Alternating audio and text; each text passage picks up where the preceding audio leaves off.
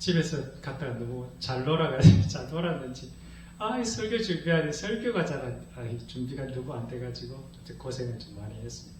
그게 조금 이렇게 부족하지만 좀 잘 들어주시면 감사하겠습니다. 부모님께서 이렇게 잘 계셨습니다. 아버님은 다시 이렇게 뭐라 그럴까 아주 더 건강해지셨고 어머니께서 오히려 먼저 이렇게 가셔야 될지도 모르는 그런 상황에 이렇게 놓이게 된 것 같습니다. 그래서 이번에 내려갈 때는 아버님 쪽에 대한 이제 생각보다는 이제 어머니에 대한 생각이 좀 더 이렇게 많았습니다. 그래서 이번에 내려가서 내가 어머니한테 이렇게 저녁 때 성경책을 좀 읽어드려야 되겠다라고 마음 먹고 내려갔는데 내려가서 첫날에 그러한 계획들은 완전히 박살이 나고 어머니와 이렇게 대화를 통해서 어떤 사건을 통해서 이렇게 내 속에서 올라오는 이러한 사건들이 있었습니다. 그래가지고 주님 아버지 이게 나의 실상이죠 이러면서 이렇게 사건들이 있었는데 어떤 거냐면 뭐 별다른 거 아니에요. 우리 어머니가 연세가 드시고 이렇게 하시다 보니까 이제 우리 어머니가 되게 똑똑하세요. 그래서 이렇게 잘 이렇게 사리분별이 이렇게 있으시는데 하여튼 이렇게 또 열심히 사시는 게 분이라 어머니께서 딱 하셔야 될 그 삶의 기준이 딱 있으세요. 그래서 이렇게 아들이 내려왔으면 좀 이렇게 집안 청소도 좀 해주고 이렇게를 바라시는 계시는데 그래가지고 이렇게 나보고 이제 청소를 좀 해라는 거예요. 내 아들이 왔으면 집안에 이제 청소 좀 하고 어머니 뭐 필요한 거 없냐고 물어보기도 하고 그렇게 해서 좀 청소도 좀 하라고 이렇게 하는데 그래요. 그래서 내가 이제 성경 그때 읽고 있었거든요. 성경 읽고 정리하고 있었는데 이거 끝나고 한 점심 먹고 오후에 내가 청소하겠다고 그러니까 아니라고 지금 해야 된다고 하면서 청소를 해놔야 하루 종일 이렇게 편하다고 하면서 내일 이제 우리 큰 집에서 이제 가족들 이렇게 이제 와가지고 같이 이제 식사를 하는데 방이 좀 깨끗해야 된다고 하면서 이렇게 청소를 하라고 그래 내가 밥 먹고 하면 안 되냐고 이렇게 하니까 안 된다고 지금 해야 된다고 그리고 왜 지금 꼭 해야 되냐고 밥 먹고 하면 되지 그렇게 하면 더 이렇게 짧아져서 내일 더 깨끗할 거 아니냐고 그래도 안 된대 아침에 해놔야 하루 종일 이렇게 깨끗하게 된다고 그래가지고 이제 이런 상황 저런 상황 이런 이야기하면서 이제 그동안 어머니의 이제 불만들이 막 이렇게 쏟아져 나오는 거죠. 네? 우리 집안 애들은 집에 와가지고 엄마를 돌봐주는 이렇게 부모를 챙길 사람 한 명도 없다고 이러면서 그래 어쨌든 그런 이야기들을 좀 하면서 이래가지고 하다가 그래 내가 이제 그때 이렇게 이제 성경을 정리하고 이런 시간들이 있었는데 하나님께 이제 이런 마음 주신 거죠. 성경 정리하는 거 이제 완전히 이렇게 그럼 버려라. 그냥 어머니의 뜻에 내가 예스 하고 이렇게 하는 사람이 되기를 원하는 이런 이제 마음을 주시더라고요. 근데 그게 잘 안 돼. 근데 어쨌든 그걸 다 버리고 이제 제가 이제 그 청소를 하기 시작해요. 청소하고 그 다음에 이제 데크가 조그만 게 있는데 그거를 이제 아버님께서는 데크를 다 이렇게 지저분한 걸 치우고 이게 칠하기를 원하시는 거예요. 그 칠하기를 원하시는데 어머니는 또 어머니 나름대로 빨리 치워야 되고 그거를 정리해야 되고 하는데 어떤 이렇게 또 잔소 이렇게 또 하시는 거죠. 그래서 이렇게 약간 이렇게 올라오는 거죠. 그래서 이제 그런 것 같은 싸우면서 이제 내가 이제 말없이 이렇게 치우고 하나씩 하면서 이제 설거지 하는 것도 이제 어머니께서 이렇게 힘드시니까 설거지 밥 먹고 나서 어머니 딱 손대지 말라고 이거 내가 다 알아서 한다고 하면서 이제 설거지도 하고 이제 그때부터 이렇게 집안 청소도 이렇게 좀 내가 하기도 하고 이제 그렇게 했죠. 그래서 이제 그렇게 하고 나니까 이제 어머니하고 다시 관계가 싹 회복돼가지고 올라올 때는 이제 어머니를 위해서 이제 좀 마음으로 이렇게 기도할 수 있는 시간들이 있었어요. 제 마음에서 정말 어머니를 위해서 기도를 할 수 있는 시간들이 있었고 아버지의 또 손을 잡고 또 이렇게 기도할 수 있는 아버지는 조금 막 이렇게 냉랭하고 차가운 반응을 보이시고 어머니는 그래도 이렇게 본인이 좀 불편하시고 아프시고 힘드시니까 그런 또 이렇게 교회도 또 다니시고 했으니까 좀 기도를 이렇게 잘 받으시더라고요. 그래서 이번 시골 갔다 오면서 제 실상을 또 이렇게 경험하게 되는 그런 시간이 있었습니다. 신앙에는 참 두 가지 긴장이 늘 있는 것 같아요. 우리 지난번에 그 기도에도 나왔지만 지난 시간에도 이야기했지만 우리는 하나님의 자녀가 되면 하나님의 자녀로서 그냥 그 자체로 그냥 풍성한 누림이 있는 거죠. 내가 왕의 아들이 되면 왕의 아들 그 자체만으로도 그 왕이 누리는 모든 것들을 누리줄 수 있지 않습니까? 그래서 예수님께서 내가 온 것은 양으로 생명을 얻게 하고 더 풍성히 얻게 하려고 내가 왔다. 그렇게 말씀하신 것처럼 우리가 하나님의 자녀가 되면 하나님의 자녀가 된 그냥 그것만으로도 하나님께서 주시는 모든 것들을 내가 누릴 수 있는 그러한 사람이 되는 것이죠. 그러나 그와 동시에 내가 주님을 따라가야 하는 책임과 의무가 또한 동시에 주어진다는 거죠. 하나님의 아들이 되면, 이게 왕자가 되면, 왕자로서의 권리뿐만 아니라 왕자로서 왕자다운 그러한 그 모습을 유지해야 되는 그러한 책임과 또 의무가 주어지는 것 아니겠습니까? 그래서 동일하게 요한복음 10장 27절에 내 양은 내 음성을 들으며 나는 그들을 따르며 그들은 나를 따르느니라. 그래서 하나님의 자녀가 되는 것, 하나님의 양이 되는 것은 하나님의 보호 아래 들어가는 것과 동시에 내가 또 그 하나님의 인도하심을 따라가야만 하는 책임과 의무가 동시에 주어진다는 것 아니겠습니까? 그러니까 하나님의 율법의 완성을 향한 나의 열심과 이렇게 열정을 내야 함과 동시에 복음의 진리 안에서의 진정한 자유와 평안을 누리는 이 삶이 동시에 존재한다. 그래서 이것을 균형감 있게 잘 유지하는 것이 신앙생활이 아닐까 그렇게 생각합니다. 우리는 이렇게 한쪽으로 이렇게 치우치는 것을 치우치지 않고 올바른 중심을 잡는 것이 얼마나 중요한가. 그러니까 나의 열심, 하나님 향한 열정을 최선을 다하되 그러나 그게 결코 매이지 않는 삶 사는 것. 그리고 내가 늘 주님 안에서 고요하고 평안하고 이렇게 안정된 심령의 삶 가운데 살면서도 그 누구보다도 충성되고 성실한 이 삶이 충분히 가능하다는 것. 이것이 다 충분히 그리스도 안에서 가능한 것이죠. 내가 하나님께 드리는 그러한 그 예배라는 형식 또는 그 성경에서 말하는 여러 가지 형식들이 있지 않습니까? 이런 것들을 지키되 그러나 거기에 얽매이지 않는 정말 자유로운 삶을 사는 것이 두 개 다 병립이 얼마든지 가능하다.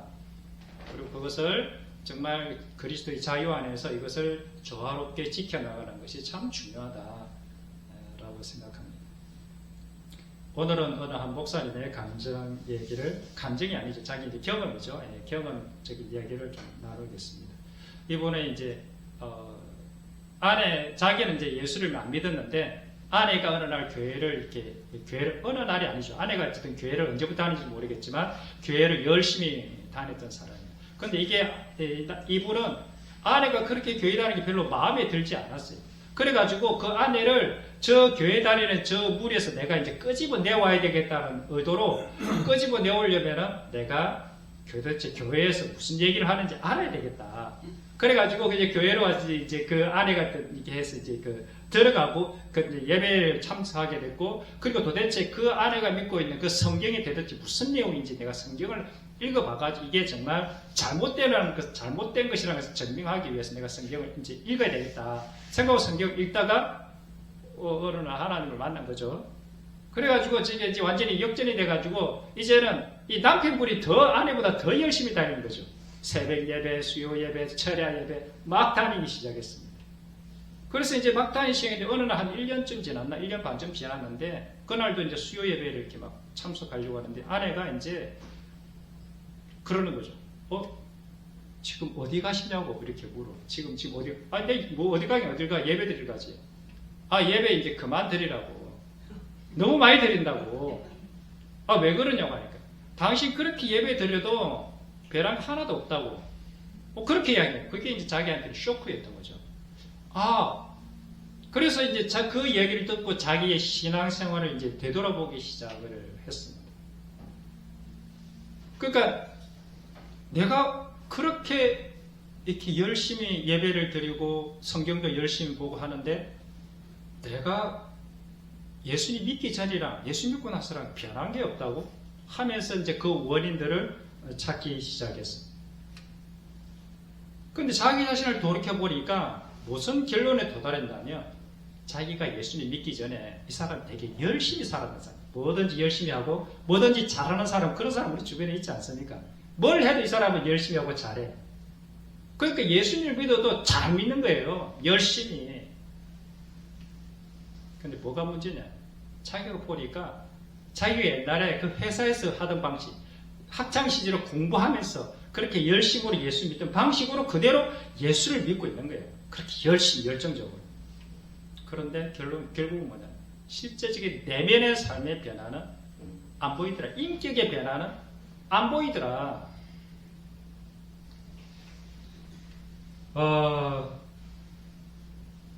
그래서 그 안에 그 한마디가 자기 현재 지금 나를 목사가 되는 이 나를 만들었다. 이렇게 고백을 하더라고요.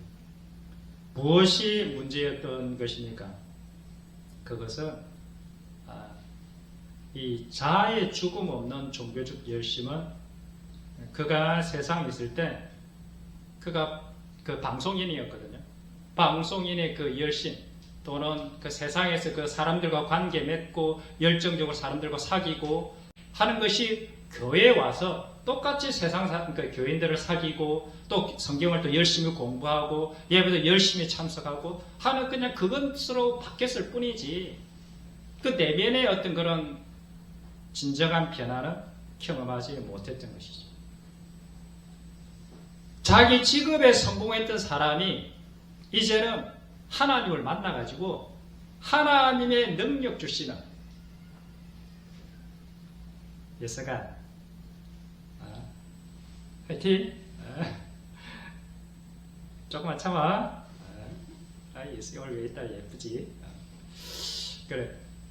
그래서 자기 직업에 성공했던 그 사람이 하나님을 만나니까 하나님의 능력까지 자기가 힘입어서 그러니까 그 능력으로 신앙생활, 종교생활을 하려고 하니까 얼마나 대단하겠습니까? 뭐 새벽기도도 뭐 가르치고 어떤 철야도 하고 성경도 열심히 읽고 슈퍼파워를 가진 그분이 내가 믿고 있는 하나님 되니까 그래서 그런데 아내의 반응은 그래봐야 전혀 바뀐 게 없다는 것입니다. 다르게 말하면 예수님이 향기가 안 난다는 거 아니겠습니까? 당신이 그렇게 예수 믿던데 예수님 닮은 구석이 별로 안 보여. 왜 그렇습니까? 그것은 제가 생각할 때는 거듭남이 없이 거듭남의 어떤 체험이나 경험이 없이 하나님을 믿는 얼마든지 이렇게 하나님을 믿는 것처럼 흉내낼 수 있다. 그러니까 믿는다는 것이 무엇인지 의미도 알지 못한 채 회개라는 게 무엇인지 알지도 못한 채 아마 교회를 다닌 게 아닌가 저는 그렇게 생각합니다. 내게 능력 주시는 자 안에서 내가 모든 것을 할 수 있느니라 이런 말씀이 있지 않습니까? 즉 다시 말하면 우리는 하나님의 능력을 덧입기를 간절히 사실은 우리가 원하고 있죠. 저도 하나님의 능력을 덧입기를 원합니다. 그런데 전제 조건은 내게 능력 주신 자 안에 들어가야만 그분의 능력이 내게 임하게 된다는 사실을 잊어버린다.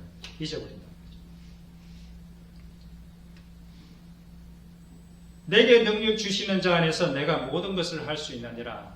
우리 이 말씀을 잠깐 살펴보기를 원하는데 첫째는 하나님의 능력이 내 것이 되기 위해서는 우리가 반드시 그분 안으로 들어가는 일이 먼저 전제가 되어야 한다는 것입니다. 우리가 그분 안에 들어가야만 그분의 능력이 내 것이 되는 것이죠.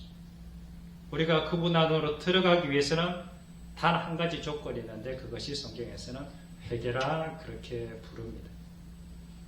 회개는 무엇인가? 그것은 하나님 제가 이것을 잘못했어요. 어릴 때 이런 죄를 저질렀고요. 또 제가 이런 누구누구에게 잘못했습니다. 하나님 용서해 주세요. 물론 그것도 회개한 요소가 될 수는 있습니다.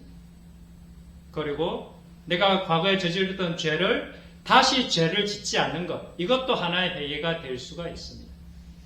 그러나 더 근본적인 회개는 뭐냐? 이 땅에 나를 죄를 지을 수밖에 없는, 나를 묶고 있는 그것으로부터, 즉 사탄의 사슬로부터 완전히 내가 떠나는 것이 바로 회개인 것입니다. 나의 존재론적인 죄악, 내 속에서 나를 나의 존재론적인 제약으로부터 떠나는 것, 그것이 떠날 수 있는 유일한 방법이 하나가 있는데, 그것이 인간의 죽음의 방법인 것이죠. 그러니까 인간의 존재론적인 제약으로부터 떠나는 유일한 방법이 뭐냐면, 내가 죽는 것 외에는 죄로부터 벗어날 수 있는 길이 사실은 없는 것입니다.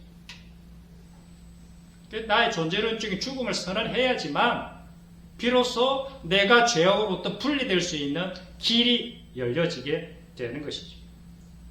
마치 아브라함이 가나안 땅에 들어가려면 본토 친척 아비집을 떠나야만 했듯이, 이스라엘 백성들이 가나안 땅에 들어가기 위해서 그 애굽 땅을 떠나야만 했듯이, 그리고 모세의 갈대 상자가 엄마의 그 손이 요게벳의 손에서 떠나가야만 바로 공주의 손에 의해서 이렇게 건짐을 받을 수 있었듯이, 살아날 수 있듯이, 우리가 이 세상에서 묶고 있는, 이 세상이 나를 묶고 있는, 즉 다시 말하면 사단의 그 권세가 나를 묶고 있는 그 실상으로부터 끊어져야지만이, 떠나가야지만이 비로소 하나님의 손에 의해서 내가 구원받을 수 있는, 건짐받을 수 있는 기회가 생기는 그것입니다. 다르게 말하면 이 세상의 것들 우리가 버려야만, 이 세상의 것들로부터 떠나가야지만이 하나님이 나를 소유할 수 있게 되는 것입니다. 그래서 우리는 이 땅의 것과 하나님의 것을 두 개 다 동시에 붙잡을 수가 없는 것입니다. 둘 중에 하나를 택해야만 하는 것입니다. 이 땅의 것을 내가 택했다? 그러면 하나님의 택함을 받을 수가 없습니다.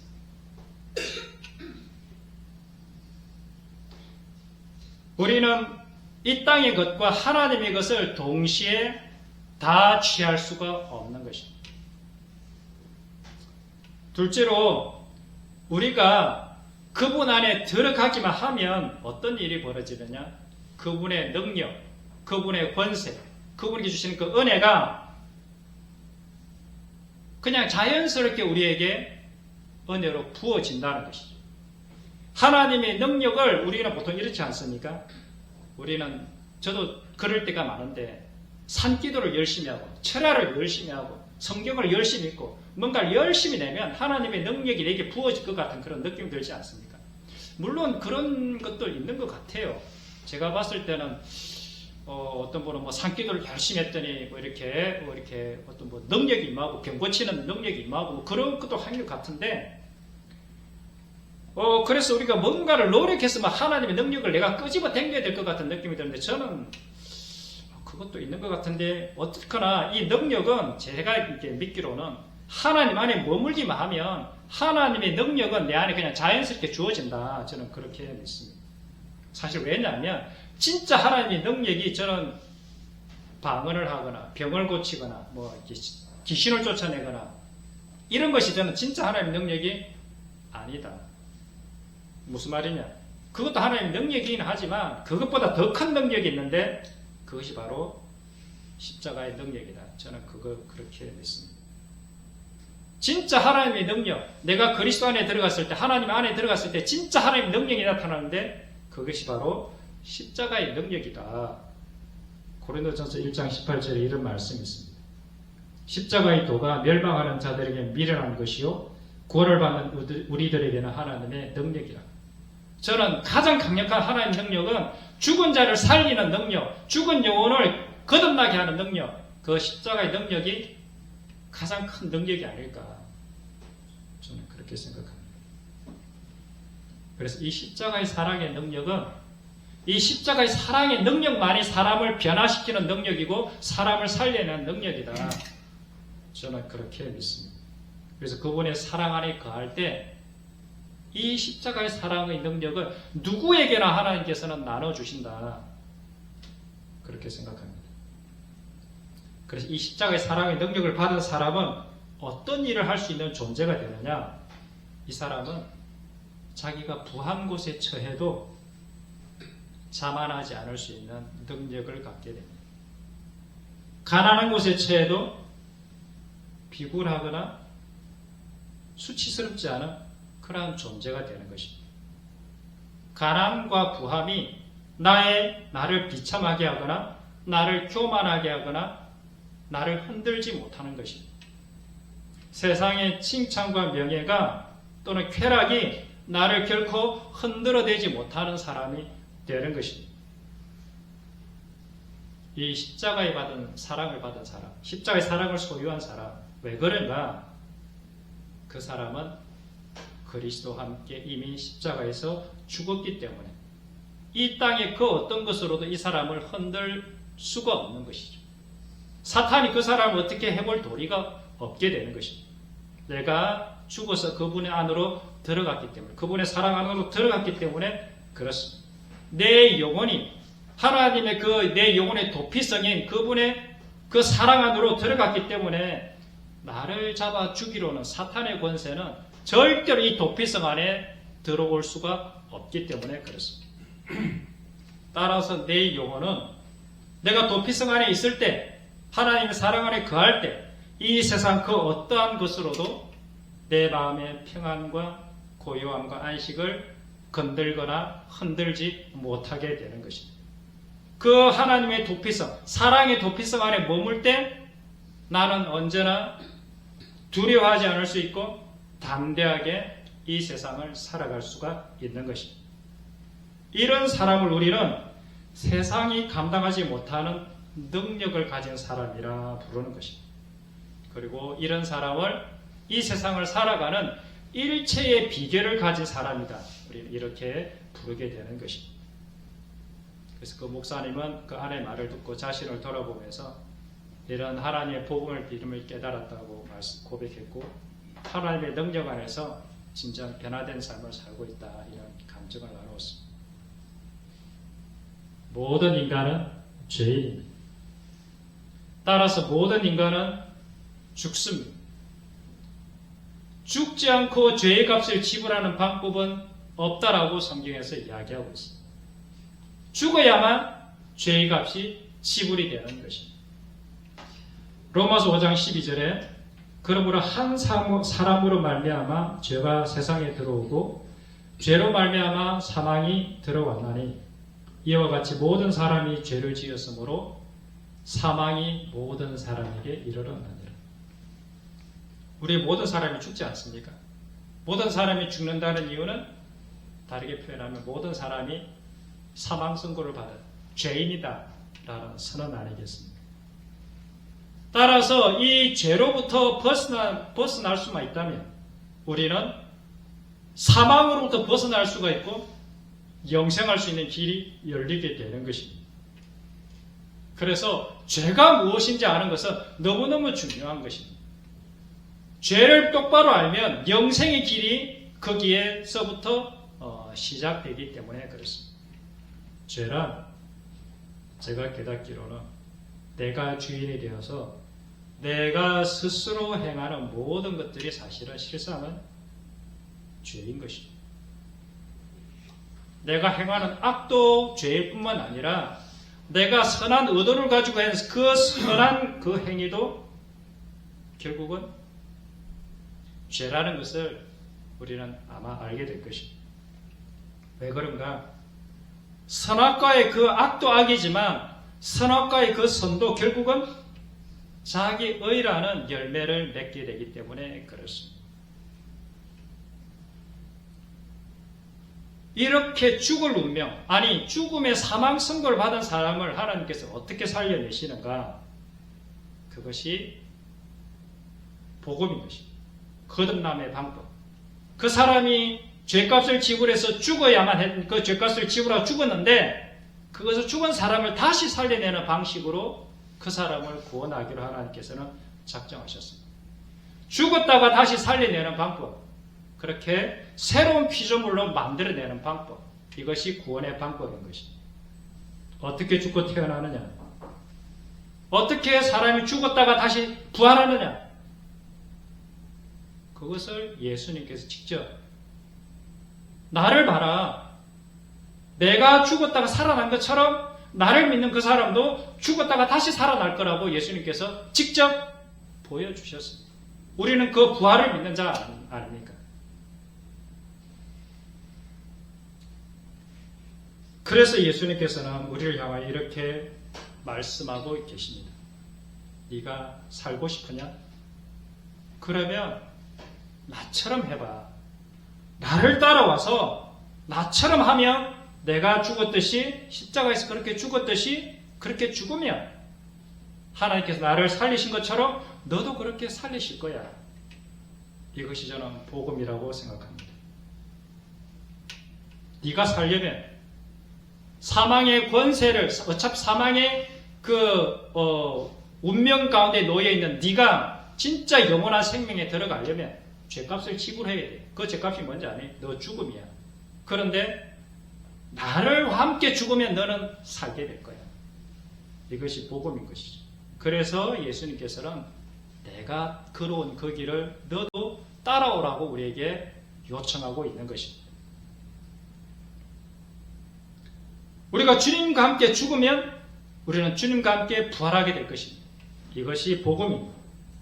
그래서 나의 자아의 죽음이 없이는, 나의 존재론적인 죽음이 없이는 나의 부활은 결코 오지 않을 것입니다. 내가 부활에 동참할 수 있을 것인가 없을 것인가는 그때 가서 아는 것이 아니라 지금 이 내가 살아갈 동안에 내가 주님과 함께 죽었음을 인정하느냐 인정하지 않느냐, 그것이 나의 부활에 동참할 것인가 안 할 것인가를 결정하게 될 것입니다. 그래서 주님께서는 아무든지 나를 따라오려면, 나의 제자가 되려면, 나를 따라 천국에 들어가려면 자기를 부인하고 날마다 너의 십자가를 지고 날마다 네가 죽었음을 기억하고 주님의 살과 피를 날마다 먹고 마시며 그렇게 나를 따라와야 된다. 이렇게 말씀하신 것 아니겠습니까? 나를 부인한다는 것이 무엇입니까? 그것은 이 땅에서 나의 존재를 지탱해 하는 것들을 다 버리고 내 육을 지탱하게 하는 그것을 다 버리고 나를 따라오라, 이렇게 말씀 아니겠습니까? 나를 따라오려면은 부자 청년에게 말하죠. 네가 갖고 있는 모든 소유를 다 팔아서 가난한 사람들에게 나눠주고 그리고 나를 따르라. 이 말이 그 말이 아닙니까? 네가 너를 붙잡고 있는 너 육을 위해서 붙잡고 있는 그것을 다 버리고 나를 따라오라. 그런 말씀 아니겠습니까? 왜 예수님께 그렇게 말씀하셨는가? 네가 그 붙잡고 있는 그것을 버릴 때 네 영혼은 진정한 자유를 누릴 거다. 진정한 하늘에 주는 그 기쁨과 평강, 그것을 받아 누릴 수 있는 존재가 되는 거다.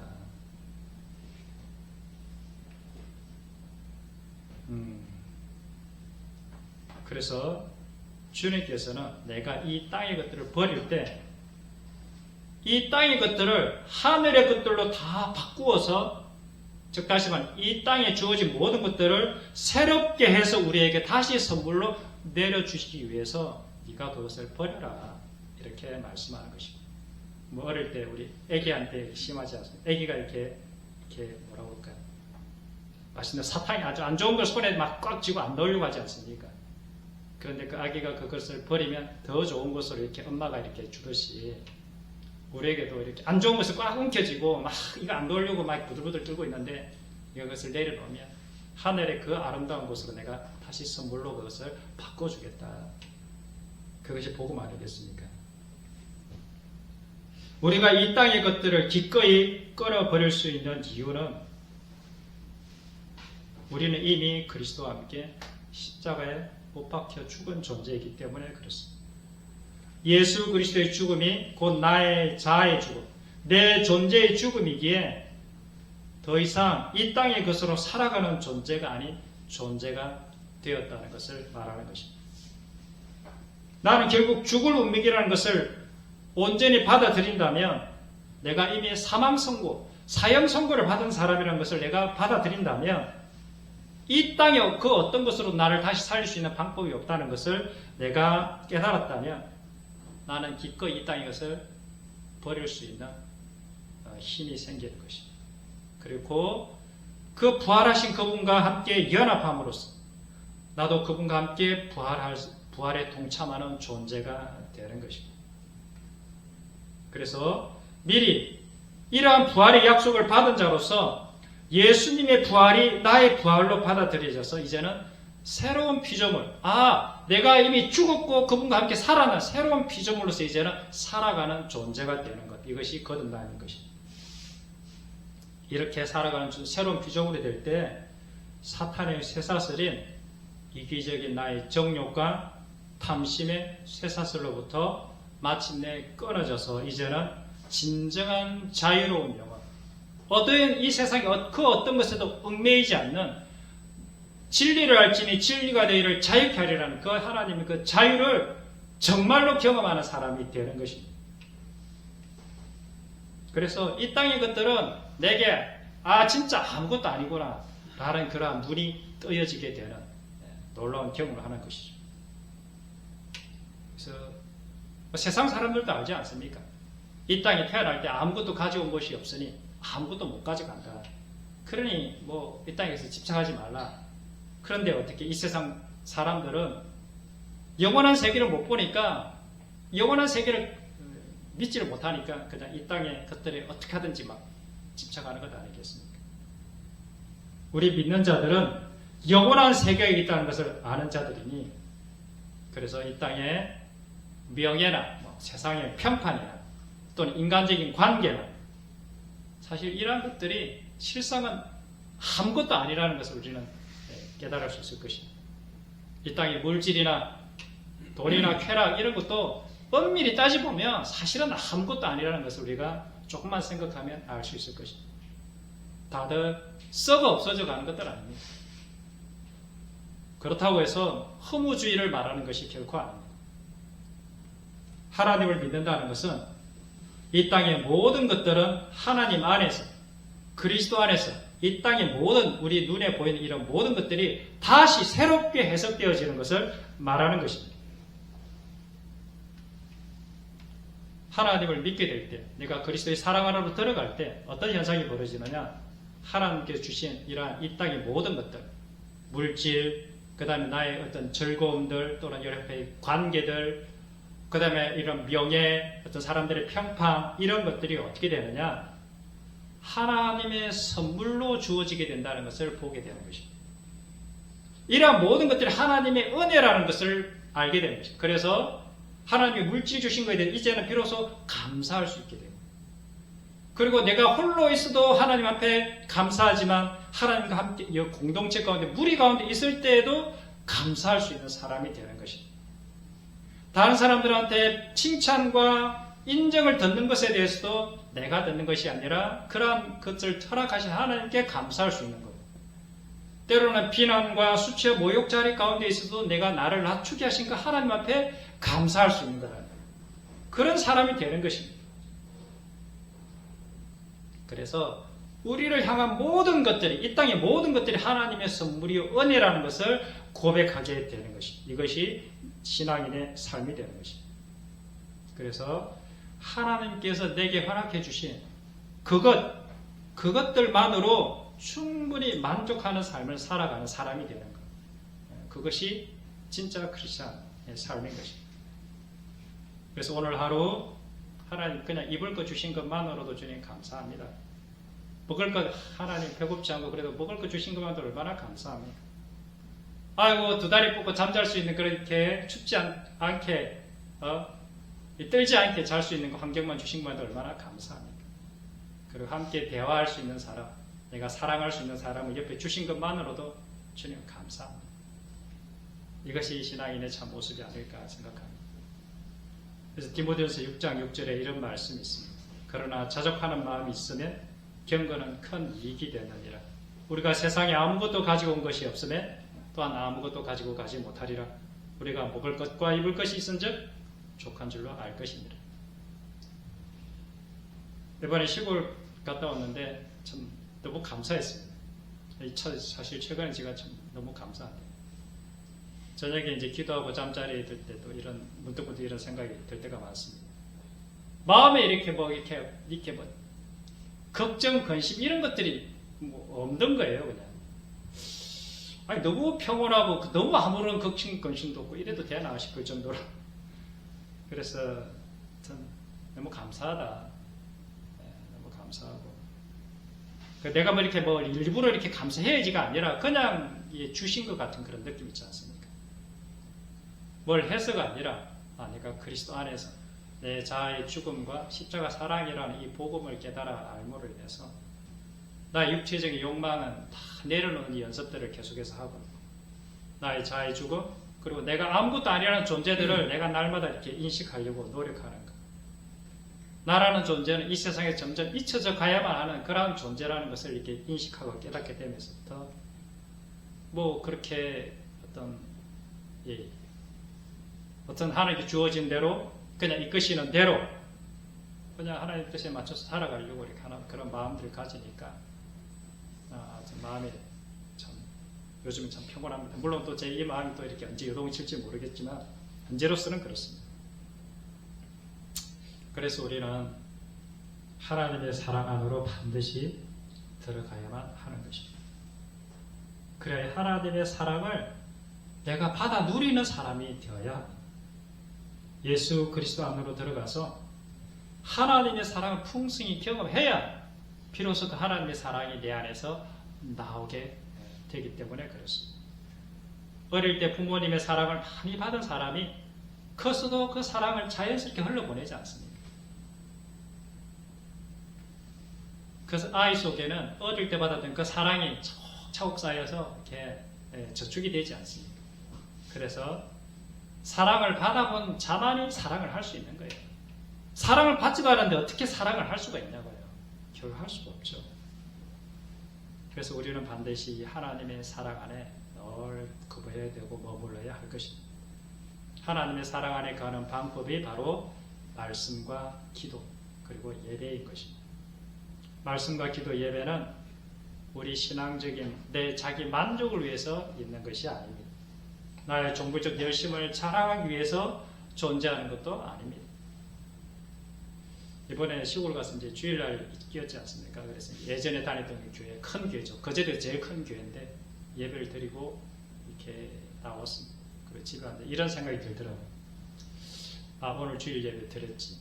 오늘 내 할 일 다 했어. 뭐 그런 느낌 있지 않습니까? 오늘 이번 주일 그래 주일 예배 안 빠졌으니까 그래 내가 할 일 다 했어. 근데 제가 이제 이런 느낌을 예전에 가졌던 느낌이지 예전에 생각이 나면서 저는 이렇게 주일을 예배 와서 한번 예배 참석하고 앉았다가 또 집에 가고 예배 시간에 말씀 듣고 예 찬양 부르고 그 다음에 뭐 기도하고 이런 게 있지 않습니까? 지금 수요 예배 하듯이 이런 예배가 진짜 예배가 아니다라는 생각을 좀 하게 됐어요. 그런 생각이 더 이렇게 강하게 다가왔습니다. 예배란 뭐냐? 나의 자아를 죽여서 그 피를 온전히 불태워서 거룩한 향기로 하나님께 올려드리는 그 순간, 내 자아가 죽어지는 그 순간이 하나님께 올려드리는 거룩한 예배의 시간이다, 이런 생각을 하게 됐습니다. 내 자아를 가루로 만들어가지고 그것을 떡을 만들어서 불에 태워서 하늘로 올려드리는 것, 그것이 참된 예배가 아닐까. 그래서 예배는 말씀과 기도를 통해서 내 자아를 죽이는 시간이 예배의 시간이다. 내 자아를 죽여가지고 그것을 번제물로 이렇게 만들어서 하나님 앞에 이렇게 올려드리는 것. 이것이 주님께서 받으시는 음식이다, 이렇게 성경은 표현하고 있습니다. 하나님이 드시는 그 음식, 하나님께 먹는 게 필요하신가 봅니다. 성경에는 그렇게 표현해놨더라고요. 레위기 3장 11절에 제사장은 그것을 제단 위에서 불사를 지니 이는 화제로 여호와께 드리는 음식이니라. 예배 시간은 하나님의 식사 시간이다, 이렇게 표현해도 틀린 것 같지는 않습니다. 하나님께서 뭘 드시느냐? 내 자아가 죽어지고 내가 아무것도 아니라는 것, 하나님 앞에 엎드리는 것, 내가 하나님 앞에 경배해지는 것, 내 마음이 가난해지는 것. 그래서 내가 나를 주장하고 있던 내 인생의 주인이 된 것을 다 버리고 그분의 하나님 앞에 굴복하는 시간. 그분의 뜻이 내 안에서 이루어지는 것. 그분의 뜻이 내 안에서 이루어지기 위해서 내 자아가 죽어야 되니까. 그런 것이 바로 예배의 시간이다. 그렇게 생각이 되었습니다.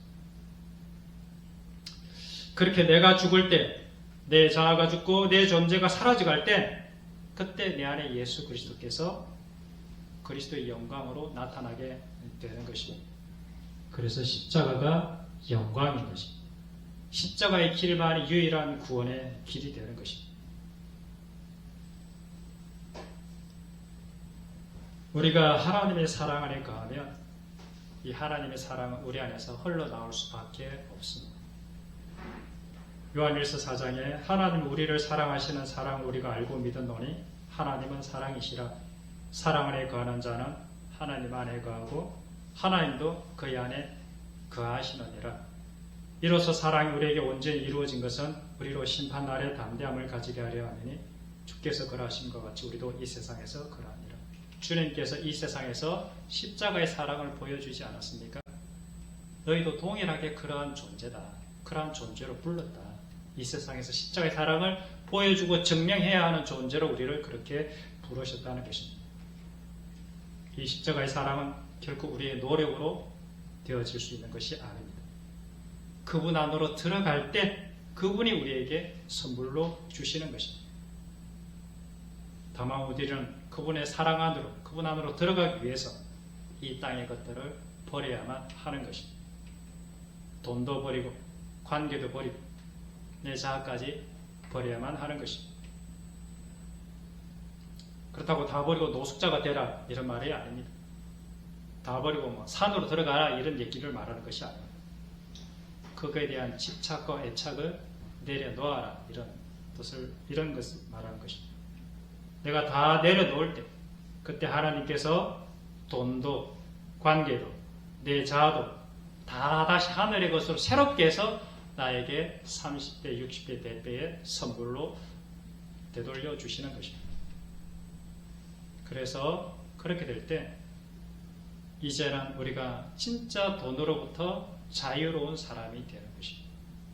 관계로부터 다른 사람의 평판이나 인정으로부터 비로소 자유로운 사람이 되는 것입니다. 내 자아로부터 자유하는 진정한 자유로운 삶이 우리에게 선물로 주어지게 되는 것입니다. 우리는 날마다 그 사랑 안에 반드시 거해야만 합니다. 그러기 위해서는 우리의 십자가를 날마다 묵상하셔야 할 것입니다. 이 십자가가 복음이고 이 십자가가 하늘의 비밀이고 천국의 비밀인 것입니다. 이 십자가의 사랑이야말로 이 세상의 그 어떠한 사단의 견고한 진도 무너뜨리는 하나님의 가장 강력한 능력이라고 저는 믿습니다.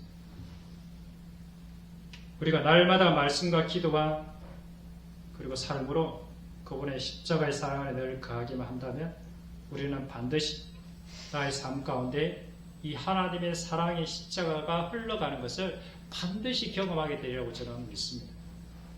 내가 사랑할 수 없는 그 한 사람을 위해서 어느덧 나도 모르게 긍휼한 마음으로 그 사람을 위해서 기도하고 있는 자기 자신을 보게 될 것입니다. 그 영혼이 불쌍해 보이고 그 영혼이 뭘 몰라서 그래.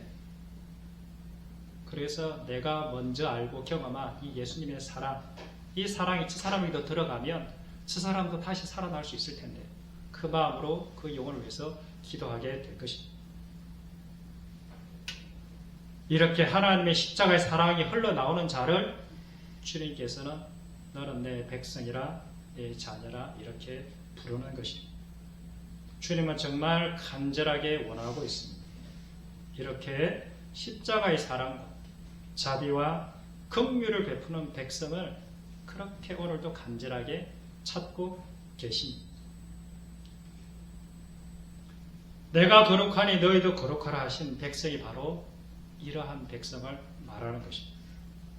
내 아들 예수를 닮은 백성, 이런 하나님의 자녀들이 나타나기를 하나님도 고대하고 있고 이 땅의 피조물도 그렇게 기다리고 고대하고 있다고 성경은 이야기하고 있습니다. 하나님께서 이렇게 거룩한 백성, 이렇게 긍휼과 사랑과 자비로 가득한 백성을 만들려고 하나님의 아들 예수님께서 십자가에 못 박혀 돌아가신 것입니다. 이 십자가의 사랑이 삶 속에 나타나지 않은 자는 결코 하나님을 모르는 자라고 성경은 이야기하고 있습니다. 이런 자는 하나님을 만나지 못했기 때문에 십자가의 사랑을 하고 싶어도 할 수가 없는 것입니다. 안 되는 것입니다. 따라서 이 십자가의 사랑은 하나님을 만난 가장 강력한 구원의 증거가 아닐까 저는 그렇게 생각합니다. 성경 마지막 성경 한 절 읽고 마치도록 하겠습니다. 요한일서 3장 16절에 그가 우리를 위하여 목숨을 버리셨으니 우리가 이로써 사랑을 알고 우리도 형제들을 위하여 목숨을 버리는 것이 마땅하니라. 제가 가장 좋아하는 말씀인데 우리 모두 이 십자가의 사랑이 우리의 삶 속에 나타나고 경험되어지는 인생들이 되기를 주님의 이름으로 간절히 기도합니다. 같이 기도하겠습니다.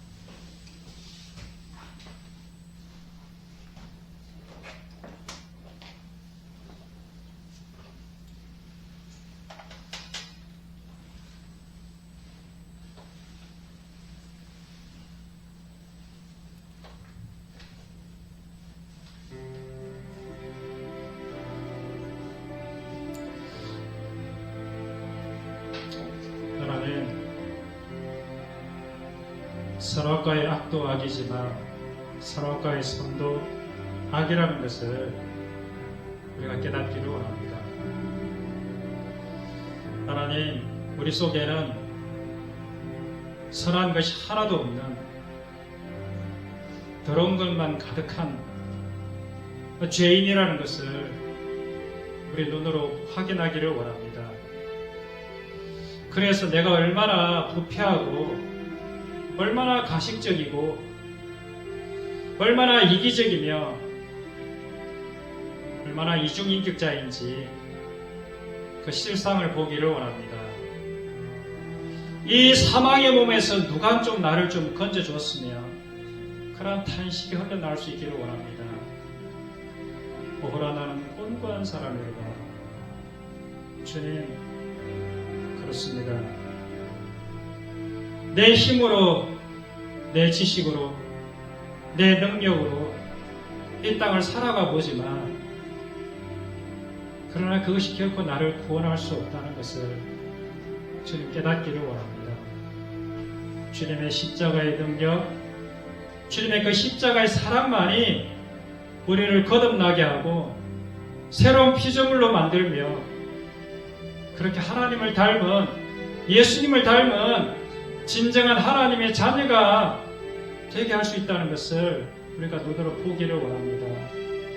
하나님, 우리의 눈을 열어주시고 우리의 귀를 열어주셔서 하나님의 그 십자가의 능력이 어떤 것인지, 하나님 그 복음의 비밀이 어떤 것인지 우리가 깨달아 알기를 원합니다. 하나님, 오늘 이 밤에 우리의 눈과 귀를 열어주시옵소서. 하나님, 나의 이 더러운 자아를 주님 앞에 내려놓습니다. 나의 이 더러운 자아를 주님의 십자가에 못 박습니다. 오늘 이 밤이 그 밤 되기를 원합니다. 같이 기도하겠습니다. 살아계신 아버지 하나님, 나의 못난 자아를 처리하고 싶은데 잘 되지 않습니다. 하나님, 불쑥불쑥 올라오고 있는 나의 이런 이기적인 욕망, 나의 더러운 죄악들, 내 힘으로는 도저히 해결이 되지 않습니다. 주님 찾아와 주셔서 나를 건져 주시옵소서. 나의 눈을 열어 주시옵소서. 주님, 나의 손을 붙들어 주시옵소서. 오늘 이 밤이 주님을 만나는 그 밤이 되기를 원합니다. 나의 전 존재를 주님의 십자가에 못 박는 그 밤이 되기를 원합니다. 하나님 아버지, 성령 하나님, 우리를 새롭게 하여 주십시오.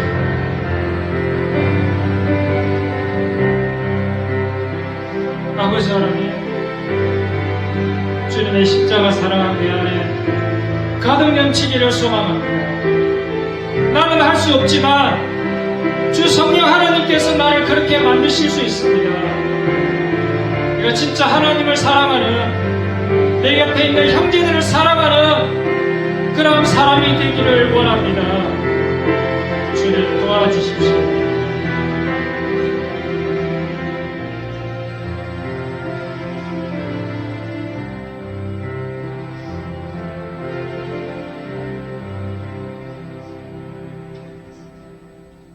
그가 우리를 위하여 목숨을 버리셨으니 우리가 이로써 사랑을 알고 우리도 형제들을 위해서 목숨을 버리는 것이 마땅하니라.